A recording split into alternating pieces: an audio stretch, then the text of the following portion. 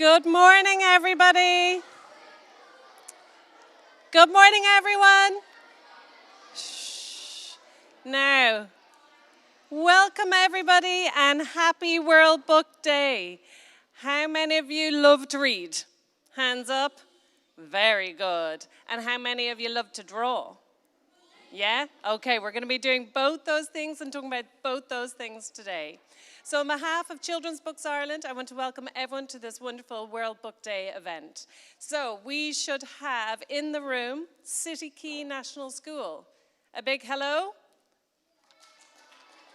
You're very quiet back there. Let me hear you, I can't hear you.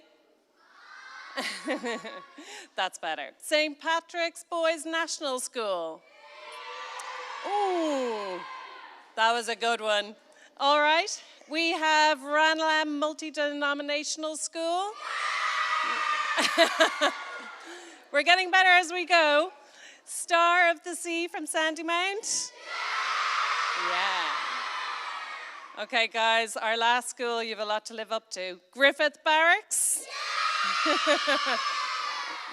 Amazing. And a big welcome to everyone who's tuned in back in their classrooms. I hope you're all giving a big scream and a big hello. So welcome.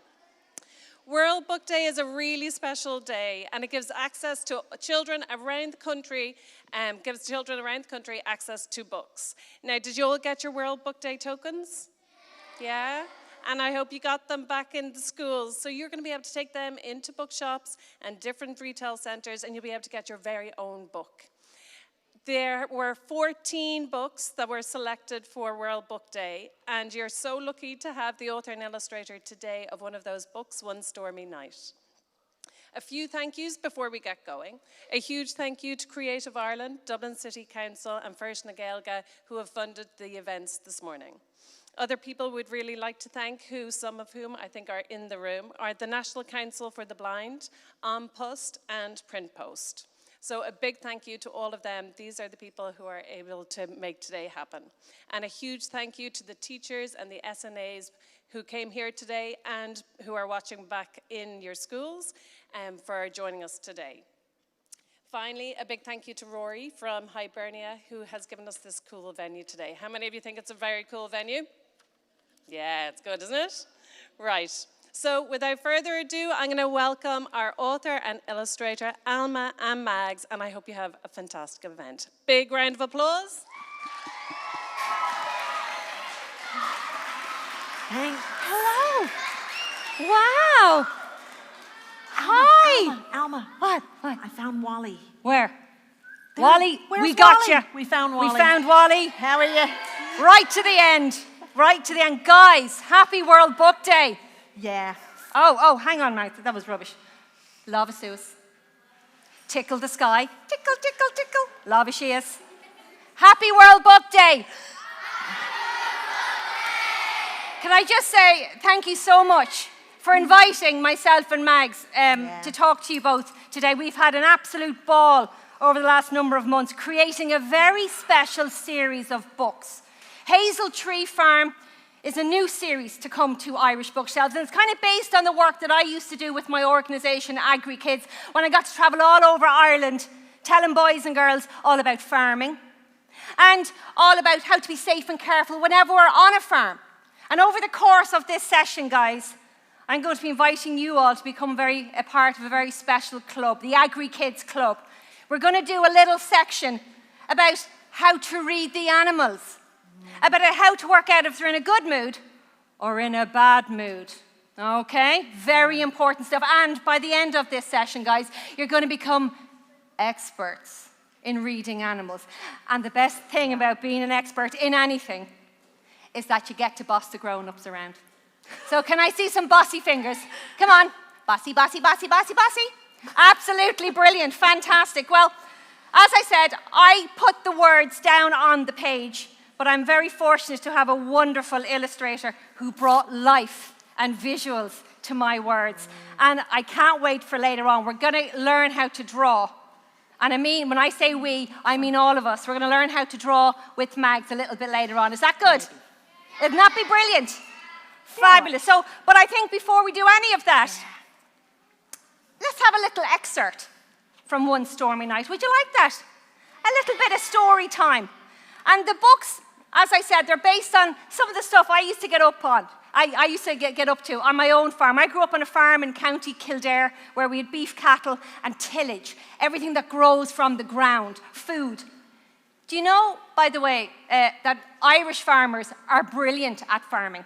And in fact, Irish farmers make enough food every single year to feed about 50 million people.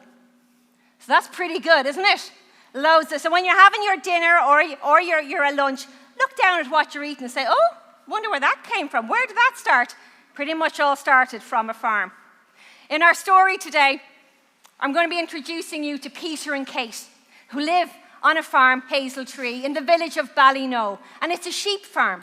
And they've got a very, very special dog on that farm, a border collie called Peg. And border collies are brilliant at being sheepdogs. They're very fast and they're very clever. Let the story begin. By 5 o'clock, the sky was dark, and there was a stillness in the air that made Eamon uneasy. The storm is coming in, he thought to himself, right on time too. He decided to check on the animals one more time. The hens were gently cackling, and some were perched on their roosts, their heads lowered, sleeping soundly. Good girl, said Eamon, relieved. Rodney the rooster was pecking around on the ground, busy but settled. Given the doors an extra tug, Eamon headed for home. In Cooper's cottage, his wife Maggie was tending to a restless Peg who was wandering around the kitchen and couldn't stop walking up and down, up and down. Oh, what's wrong, Meg? What's wrong, Peg? Asked Maggie. Do you need to go outside and do your business? Hearing the door open, Peg's ears pricked up. She bolted for the door and dashed out, going straight past the very stunned Maggie. Peg, she cried in horror, come back! Next door at Hazel Tree Farm, it was a cosy Sunday evening on the cards. The smell of spaghetti bolognese filled the kitchen. It was everybody's favourite dinner. Did you wash your hands? Ma'am called out to the children. No, they chorused as they slumped back to the bathroom. Dad came in the back door. Like Eamon, he'd been checking on the animals too. 3 more ewes had had their lambs, and he was confident that there would be no more lambs born tonight. It's getting a bit wild out there, he said to Mam as he took off his boots and hung up his coat. Suddenly, the lights flickered. That's a bit spooky, said Kate, coming into the kitchen. Woo, woo, wailed Peter, waving his arms up like a ghost. Mam, cried Kate, Peter's scaring me. Stop scaring your sister, Peter, said Mam as she stirred the spaghetti into the water. Dad went to the DIY drawer and took out 2 torches and an extra set of batteries, just in case the electricity goes, he says. As the family sat down to have their dinner, the storm had well and truly landed, and the wind outside howled. It whistled through the trees and rattled the farmyard gates. The driving rain danced off the windows of the house and the metal rooftops of the farm sheds. Ooh, how nice to be inside, said Dad, as he twisted the pasta around his fork. Hummed Peter in agreement, as he slurped up a big strand of spaghetti. Ugh, said Peter, you're splattering tomato sauce all over your face. Peter, clean your mouth, said Mam, as she reached behind her for a napkin. But as she turned back around, she caught Peter wiping all across his face with the sleeve of his jumper, leaving an orangey streak everywhere. Oh, Peter, said Mam, in even more annoyance. She leaned over, spat on a tissue, and wiped his face. Ugh, he said, that's gross. Suddenly, there was a knock at the back door. Who could that be? Said Mam, alarmed. Dad got up from the table and opened the door. Maggie and Eamon bundled inside, rainwater falling off their coats and their faces pale with worry. It's Peg, cried Eamon. She's missing. She wanted to go outside, said Maggie, fighting back the tears. I just thought she wanted to go to the toilet. So I opened the door and she just took off. Peter and Kate looked at Dad, their eyes wide with fear. Dad grabbed his coat and pulled on his boots. That weather is so bad, said Mam. You got to be careful out there. But I'm sure Peg's not too far away. We've been calling her, said Eamon, but there's no sign. We thought she'd be back as soon as the weather took a turn for the worse. She's so close to having her puppies, added Maggie. She can't be out in this weather. Dad picked up one of the torches. Peter and Kate stood up to go too. but he shook his head.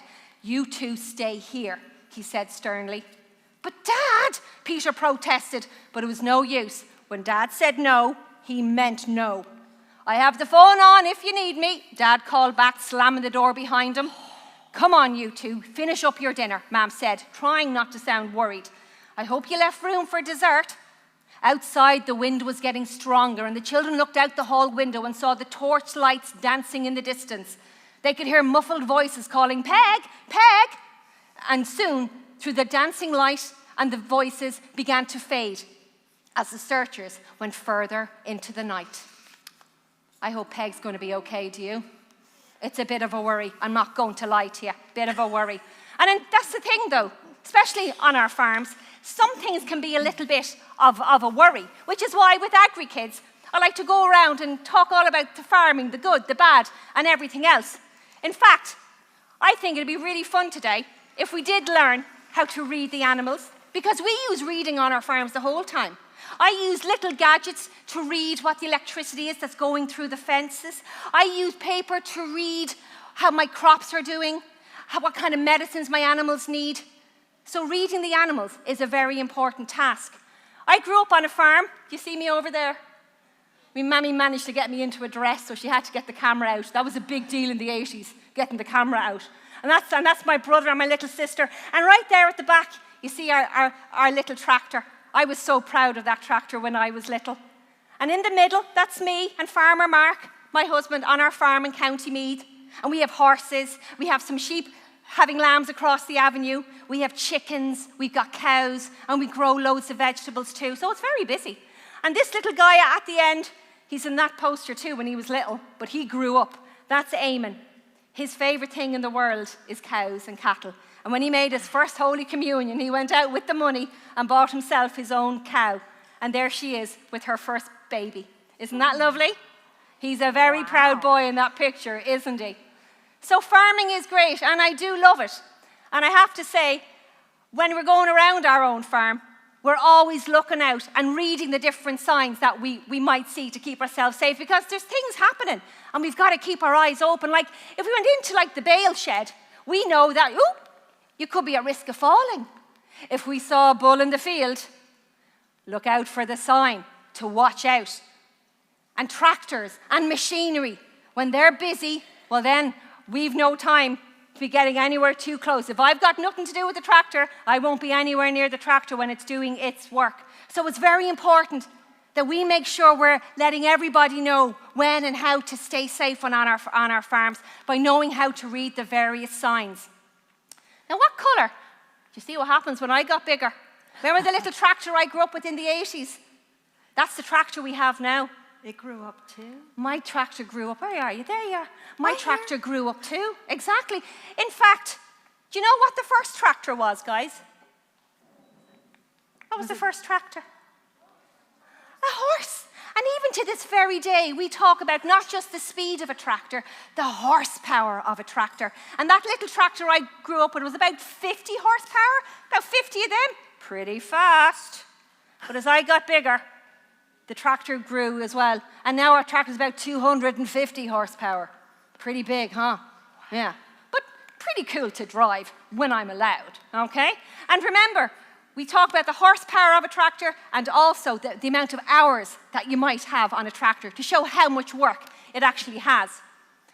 But knowing those different signs that we see around our farm are very important. And I hope you all brought some magic hands today. Did you bring some magic hands? Because a really simple way, and I love the magic hands. Look, the magic hands, yeah. Come on, show me your magic hands, guys, yeah. Nothing's going to happen. It's World Book Day. You can do this. It's cool. All right, yeah, thank you, Moon Tours over in the corner. Whenever we see different signs, I want you to know. So if you see a red sign, what do you think? Thumbs up or thumbs down? Is it a yes? Is it a no? What do you think? Nope. What do you think? Shout it out. No. People in their classrooms, what do you think? No. Yeah, exactly. It's a no. It's a thumbs down. Get back here, you. It's a thumbs down, okay? If you saw a green sign, what do you think that means? Yes or no? Yes. Yeah. Give me a thumbs up for green. Okay. Now, remember we did bossy fingers. What do you think about blue signs? What do we have to do? Bossy fingers. When it's blue, you have to. You have to do something when you read a blue sign. So what do I have to do if I saw a blue sign like that? Wear my boots. Got my boots on. I'm being good. Now, what about the yellow ones? We've seen a lot of yellow ones. Danger. Careful. Put out your hands, lads. And go, Give them a little wobble like that. Careful. Watch yourself. Mind yourself. Keep it easy, all right? So signs are very easy to watch, aren't they? Very easy to read and understand.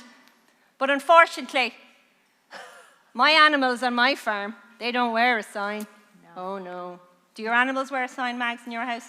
Well, one of them actually does. Does they? Oh, yes. It is a bit odd. Listen to this. See, Alma and I have a little difference. Alma's from a farm and grew up in the country, but I'm definitely a city girl. So we were talking about farm animals, and I was like, oh, yeah, that's great. But then I don't really know that much about farm animals. So she said, well, what about a dog? I said, oh, dog. Who has a dog? I have a dog at the moment. I have a cat too. But I have a dog that's really special, and he does wear a sign because he is a puppy in training for the guide dogs for the blind. So my husband and I, we train puppies until they're about a year old to help lead blind people or people that have some kind of issue that they need a guide dog or an assistance dog for. So my dog has to wear a sign that says puppy in training, guide dogs for the blind. And can I go up and pet that dog if he's wearing his puppy in training sign? Or do you know, if he's working, you're not supposed to, because you know about working dogs, border collies and sheep dogs. So there are working dogs and there are petting dogs. Now, my dog's name is Arnie. And when he's at work, he has to wear his sign or his uniform, and you're not supposed to pet him when he's in uniform working. But if he has all four paws on the ground and he's being a very good boy, you can give him a little pat on the head. Now, if he doesn't have his uniform on, he's just a normal dog, so it's okay. he's out of work. He's not working that day. Yeah, he's not working. It's like when Daddy comes home and takes off the tie, or when Alma gets home and kicks off the boots. You're finished working. And he knows when he's finished working. Wow. He loves working. Cool. So you see how animals can be working animals as well as our pets. But when he doesn't have his sign on, you do have to read. Oh, yes. You do have to read him. So when Arnie doesn't have his sign on, then it's very important that we look at the animals and we see, well, you know, how are they behaving? Are they in a good mood or a bad mood? Or what noises might they be making either? For example, Shep. Aww. I know, right? Isn't he gorgeous? Now, without saying a single word, guys, you guys at home as well, without saying a single word, I want you all to look at me and I want you to beg. I want you to plead. I want you to say, please, please, please, please, please, please, please, just by using your face. How would that look? Very good in the front row. Excellent second row. What's going on at the back? Few nuns, I think, are coming in the back. They're praying and everything. Let me see some loads of begging and pleading. Is Shep begging and pleading? Yeah. Yeah. Does he really, really, really, really, really want something? He's a bit pitiful. Did he have to talk? No. Did he have to wear a sign? So we knew just by looking at him. And that's why dogs especially are excellent at telling us how they feel. But I have to say, cats too. What noise do you reckon that cat is making up there? Ah, yeah. A little purring noise. Is that a good sign or a bad sign? Good sign. What about now? Warning. Whenever we're around animals, we're always nice and calm around the animals. We don't want to frighten them or startle them, okay?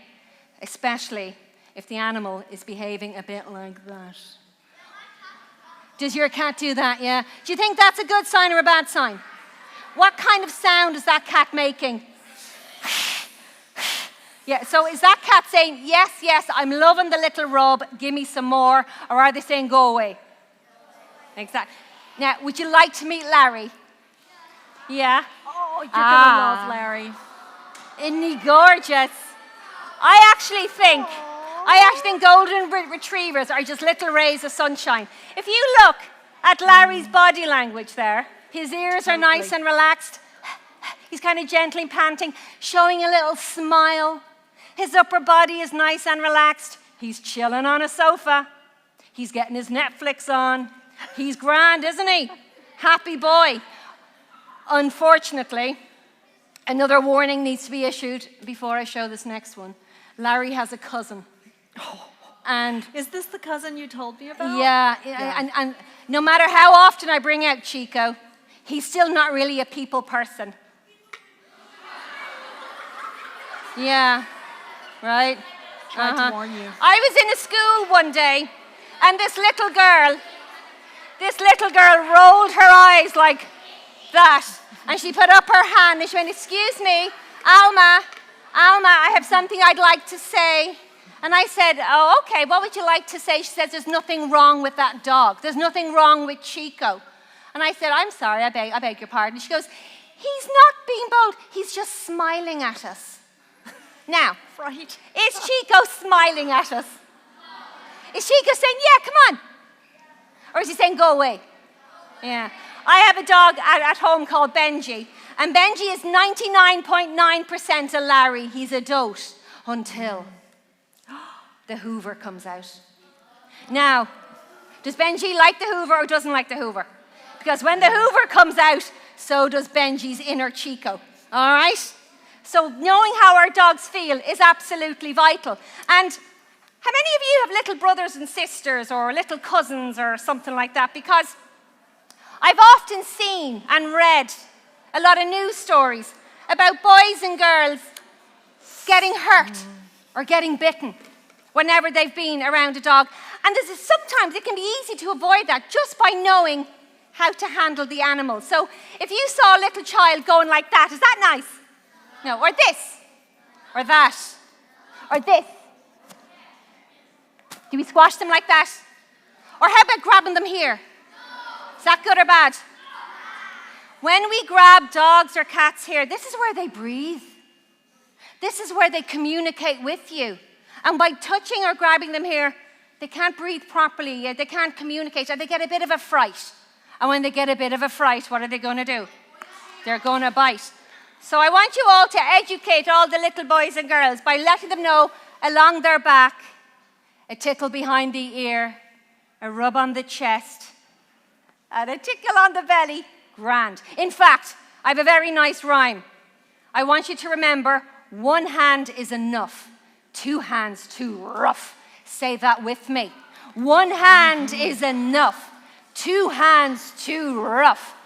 And how about my other one? Pause for three. If you have a dog or a cat at home, this is kind of a fun thing to do. I do it with Benji all the time. Give them a little rub, just one. Take your hand away and count 1, 2, 3. If they come back during the 1, 2, 3, yeah, they want a little rub. But if they walk away, do they want you to go after them? Do they want another little rub? So let's do the 1, 2, 3, the pause for 3. Are you ready? Hand, 1, 2, 3. Is that good? Yeah. What about that? Say bye-bye. That's the best thing to do there. Okay?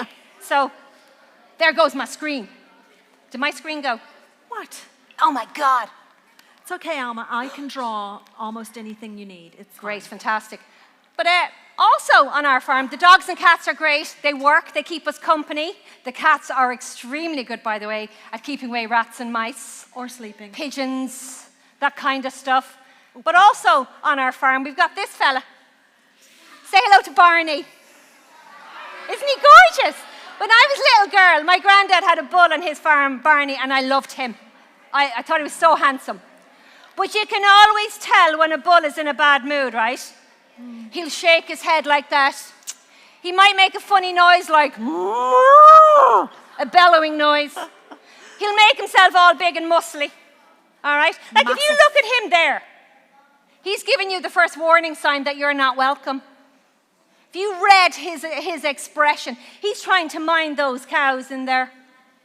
I actually spoke to a man one day, and he works a lot with bulls and everything, and he says, Alma, next time you're talking to children, tell them my story about my bull. And I went, okay.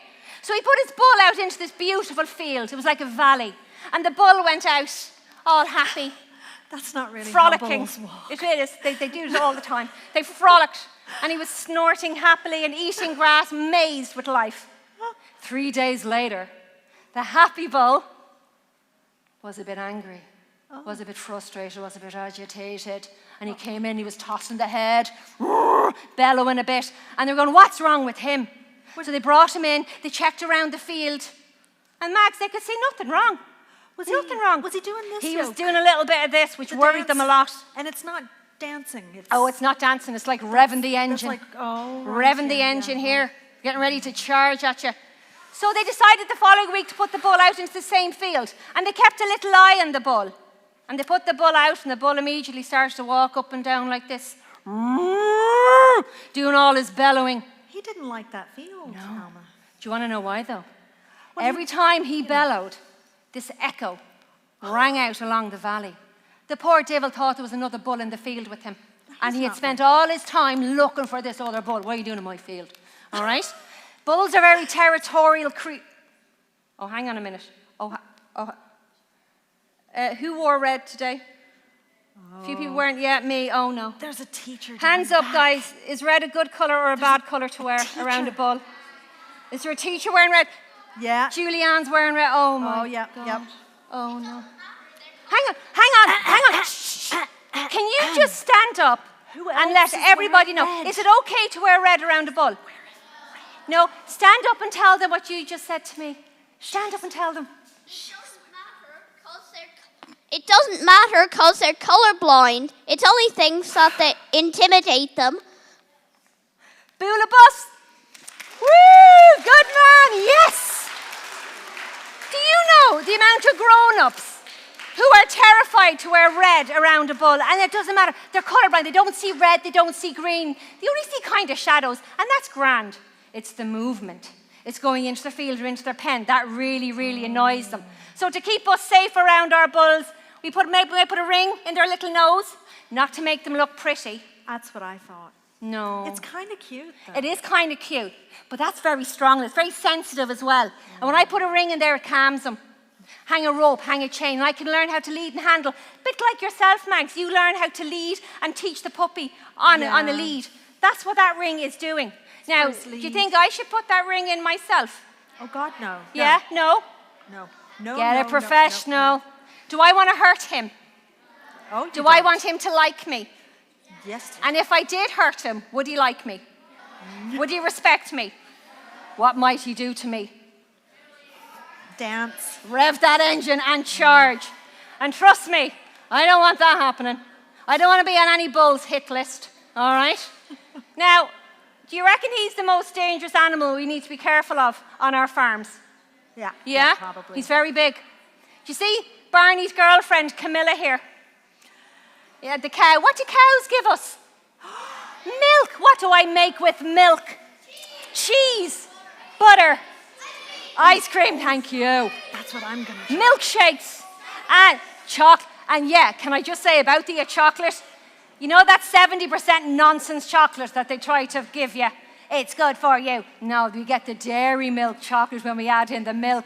Can we give Camilla a great big bula bus and say thanks a million? Thank you. But there is a time, though, when we have to be very aware of cows on our farm. And around about now, when these little calves are being born, she's a very protective mummy. Doesn't like anybody getting close. And that's the time she is classified as more dangerous than Barney. So we might just leave the mammy and the babies alone. We might meet another one later on. But who likes horses? Oh, I love horses. Me too. Yeah, all the girls at the front. It always is the girls. Do you know, I have a horse on my farm called Maggie. And you're going to see a picture of Maggie in a minute. And I always know by my horses what mood they're in by reading their ears. So take out these magic hands again. I'm going to show you how to do some horsey speaking today. You're going to learn horsey. I think it's going to be on the leaving cert, so you better listen up, okay? Horse ears. When horses are happy to see you, their ears are pricked forward. Hi, I'm very interested in you. When they're listening, they'll twist those ears from side to side. And for those of you who ride a horse, you might see how their ears move when you tell them what you want them to do. Well, they're a bit tired. Their ears go out to the side. But if they're scared, cross, nervous, upset, boom, those ears are back. And that's the warning sign. So let's have a look at a few horses and let's see if you guys can tell me what mood they're in by reading their ears. For example, here, good or bad? Good. Do you know what happens here? They've heard the buckets. They know it's feeding time. All the heads are out, getting their grub on. Happy boys. What about here? Absolutely wrecked. Yeah, chilling. Horses can sleep, by the way, standing up. Did you know that? Yeah. They do that to protect themselves in the wild. Yeah. What about that one? Oh. Listening. Well done. Yeah. And what about this one? That's Maggie. That's a horse from my farm.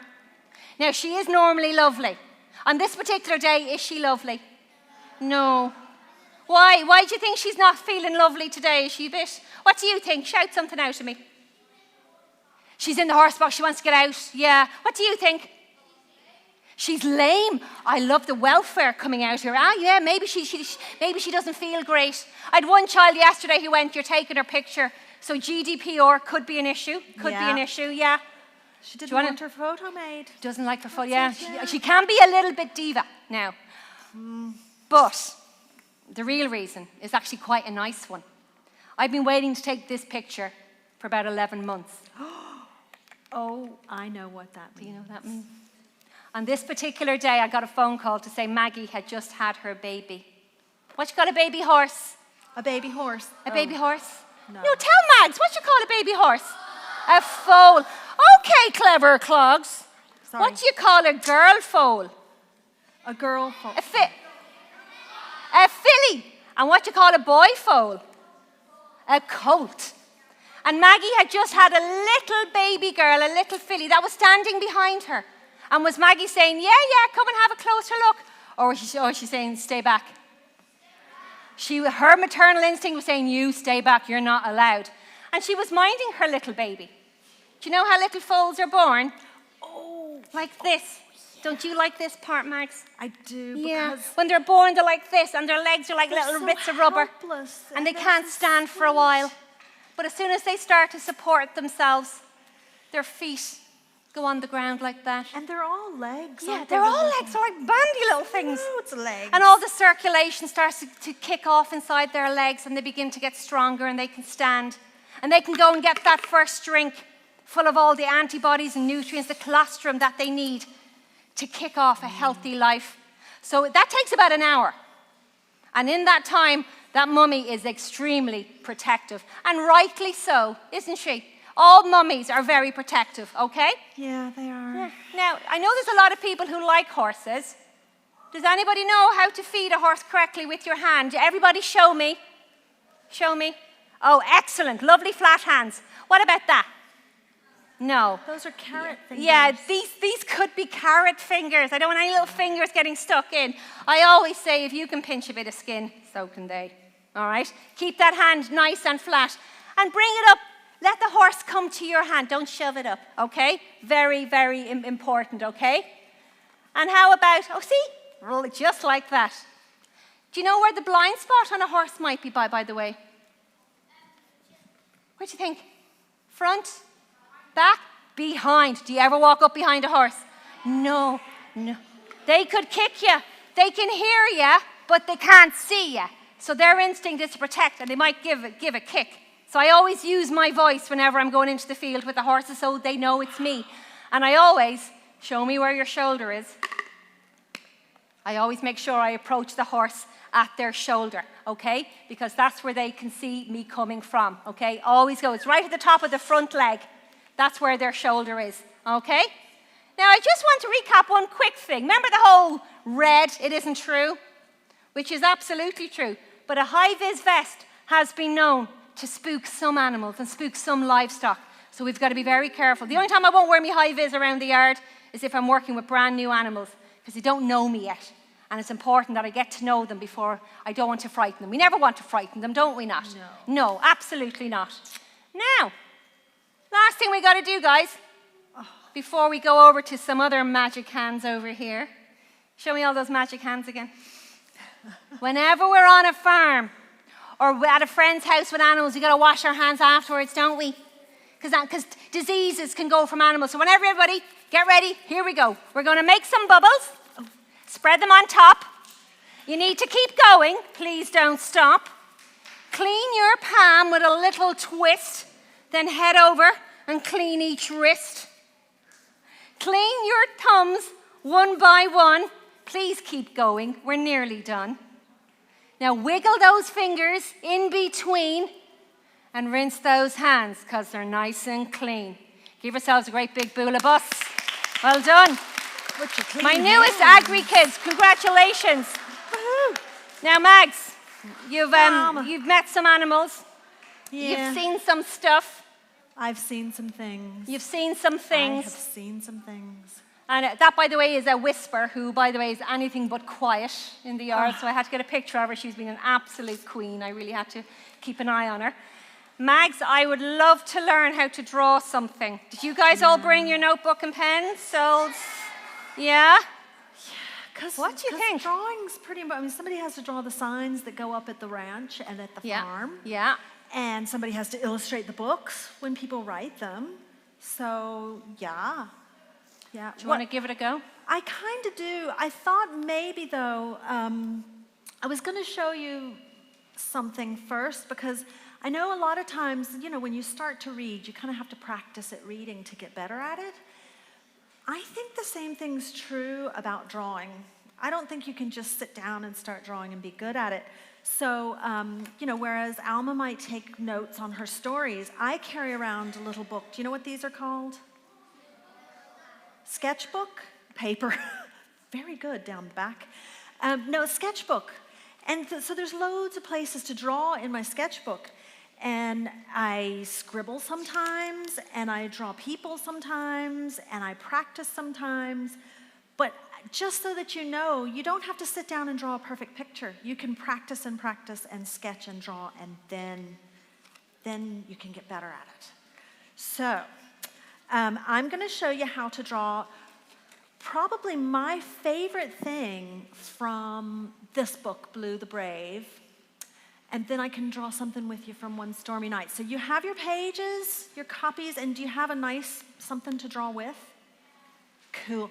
My dad always said, draw with a pen because you never make a mistake. It's going to be okay. So don't worry about making mistakes, my dad said. Right, I'll get you a fresh page, will I? So first I'm going to try, Mags, as well. You what? I'm going to try as well. Okay, well, Alma's very new at this. Very new. So we're going to do a practice drawing first. Okay. Alma can warm up. Right? Do you remember how I taught you about drawing triangles? I'm worried. No. Remember we were using letters to draw things? Yes.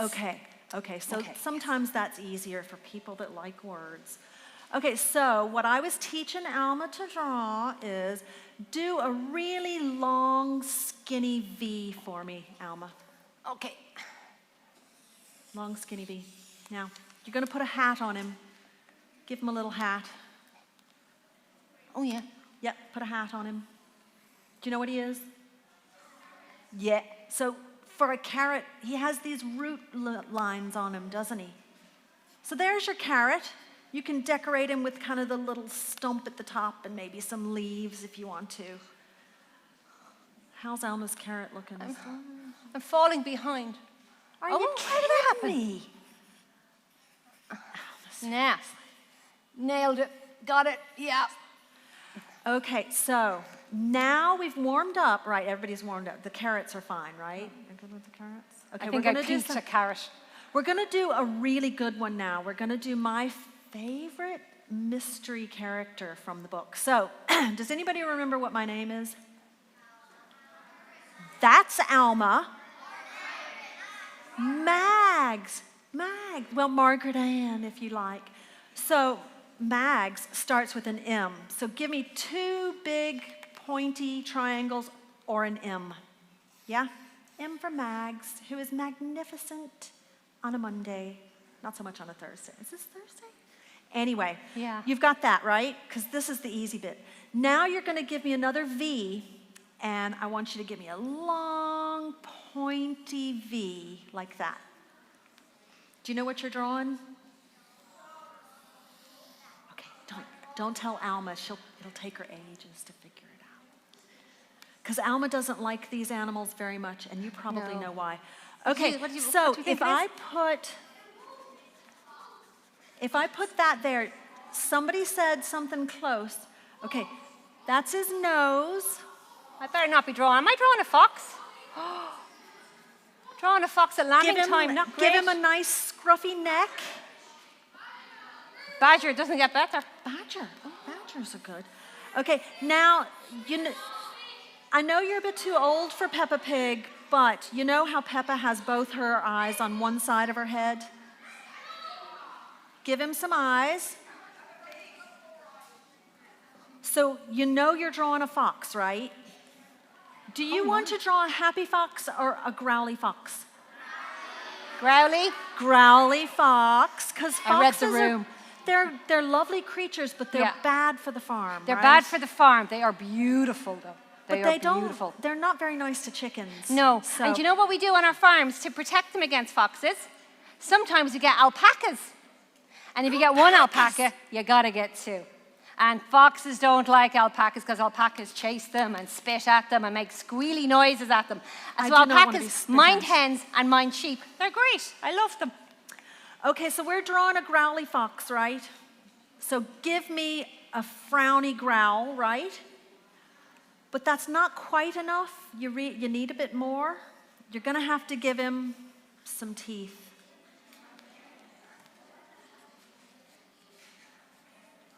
Have you got the teeth in there? I do. Mine looks a little bit hedgehog-like, I'm not going to lie. Now, who's seen the movie Toy Story? Yeah, what does Mr. Potato Head wear when he gets angry? His angry eyes. So how do we give him angry eyes? Yeah, give him some angry eyebrows. So that's our growly fox, and that was so easy to do, wasn't it? So are you going to ask me something?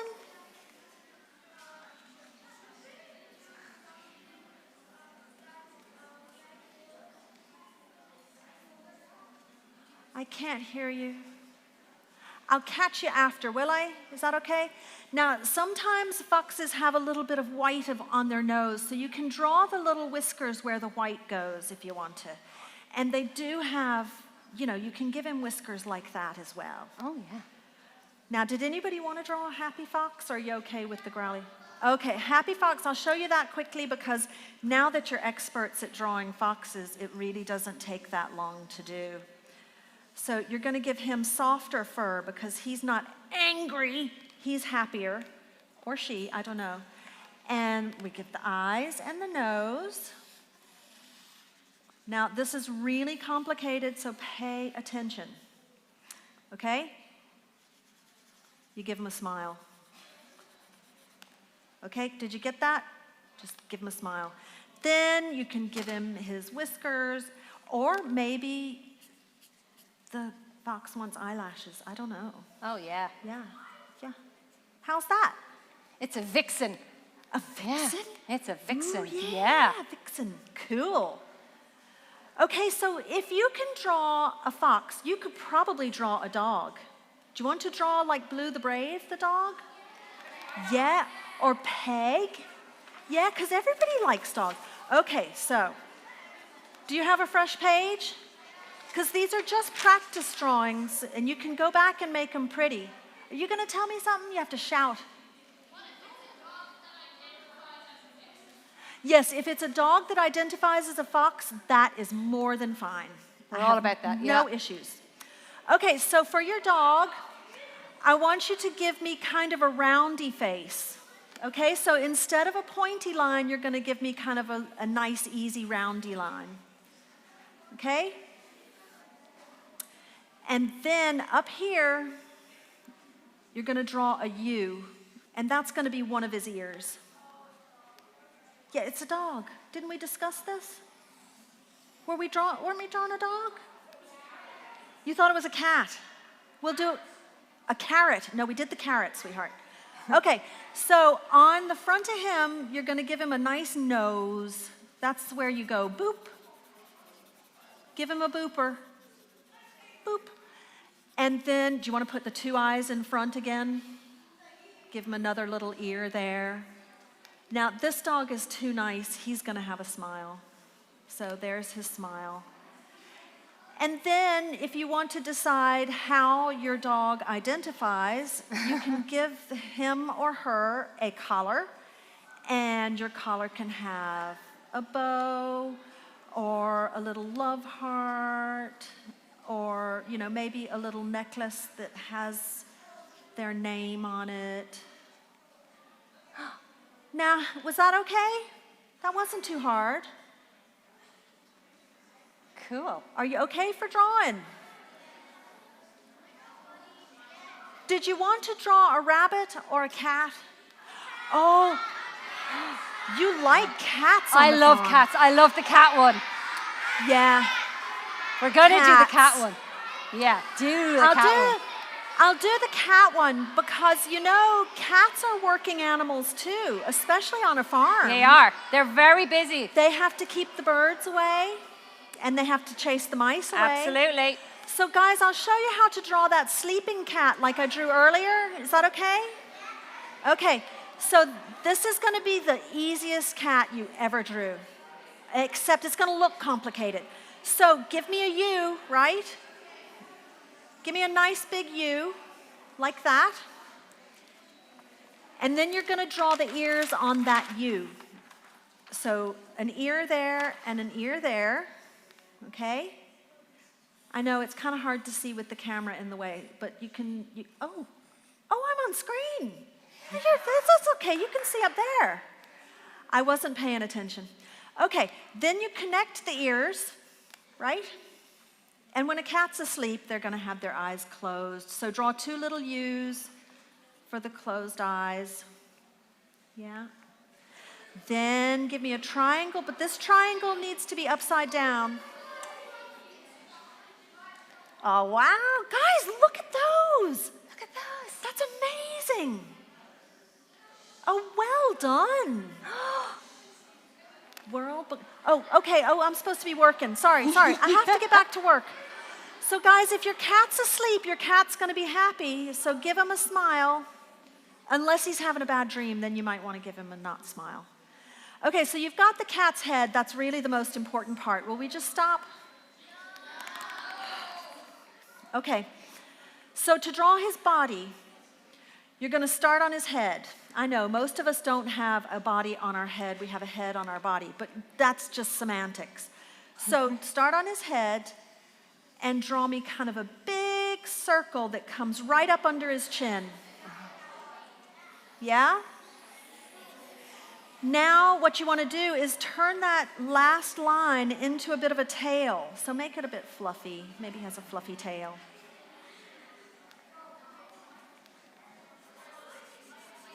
Okay, yeah, that's perfect. You're doing good. Now give it a tail. Perfect. Oh, very good, right? Now, Oh, don't show mine.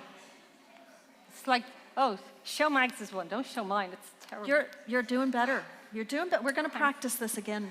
Okay. Okay, so to close up that little gap, you can put his paws, and that's just, 2 little bumps for, he's sleeping on his paws, or maybe it's a she. Here, we'll make it a she. Give her some eyelashes. Yeah. Okay, so those are the paws, and then the back leg, his or her back leg is just tucked in right there. Yeah? Oh, deadly. Guys, you're doing brilliant. Okay, and then you can give him, the whiskers if you want to, and if you want to, give him a collar. You can put a collar up here, and again, you can decorate that with a little bow or whatever. You can give her insides to the ears. Can you think of any other good details? A bow? Oh, on the head, yeah. Or spots, or maybe you have a stripy cat. I don't know. Give him stripes. Stripes, let's see. I think if you're doing stripes, you would kind of come like a tiger stripe, wouldn't you?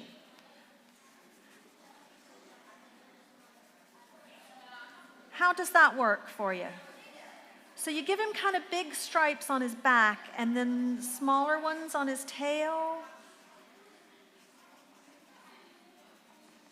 And maybe, I think tiger cats kind of have the 2 little stripes on the front and some on their sides.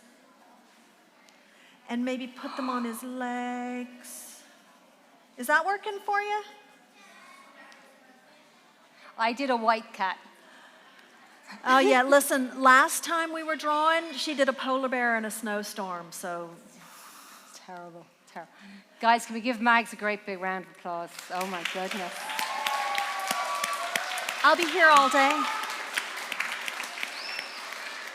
You need to clap. Yeah. Yeah. You need to clap for me. Oh, good man. Okay, fair enough. Woo! Cool. Yeah. I saw everybody but him clapping, and I just felt a little left out. Sorry about that. Yeah. Yeah, I think we've time. Is it for 2 questions or so? Are we going to have some questions? Yeah. Okay.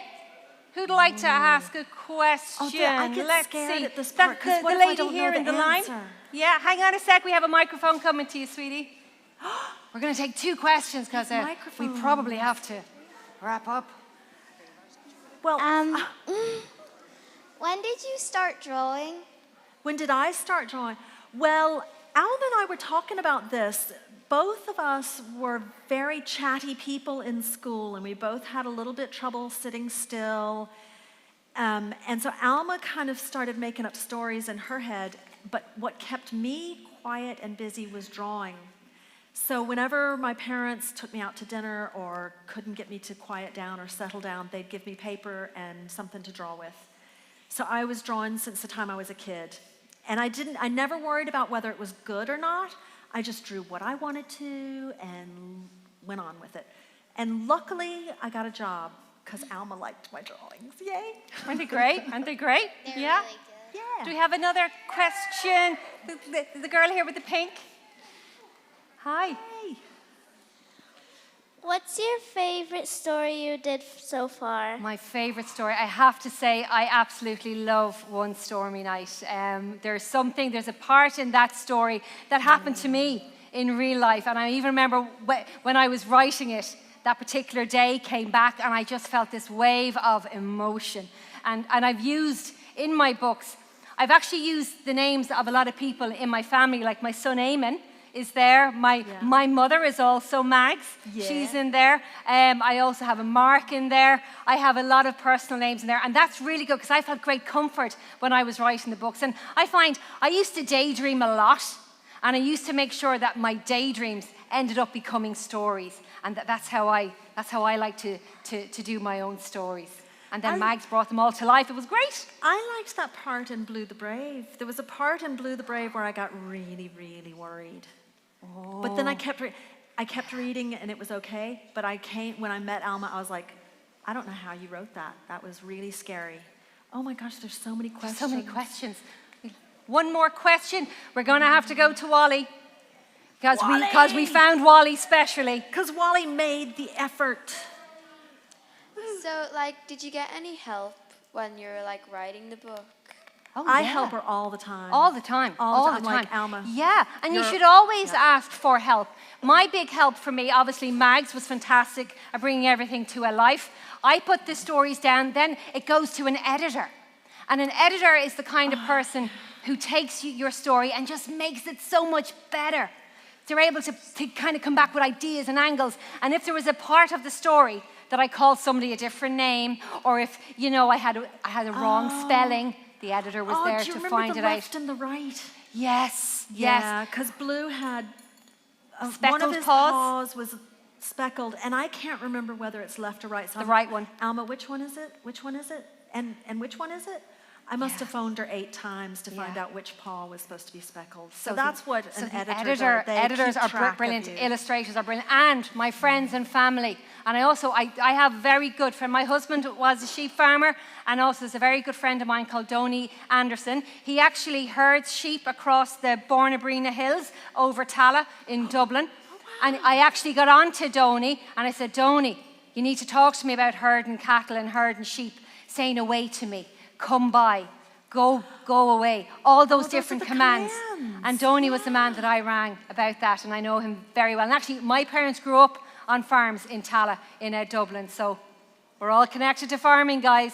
Yeah. Thank you all so much for having us. I know we've no more time for questions, but we're going to be hanging around, so if you do have questions, let us know. But on behalf of myself and Mags, thank you World Book Day, thank you Kids Books Ireland, O'Brien Press and everything for having us here today. Mags, what do you think? Good gang? Wow, yeah. Lively gang. And these two, they're kind of freaking me out with the scary faces. Yeah. But I like your gig. I like the cut of your jib there, lads. I think they need to give themselves a round of applause. What do you think? Yeah, thanks a million for skipping school and coming out to play. Have a great World Book Day. Bye-bye. You know, we get out of work as well to come visit you just the way you get out of school. Oh, sorry, Julianne's coming. Quick, hide. A huge thank you to Alma and Mags. Will we give them a huge round of applause?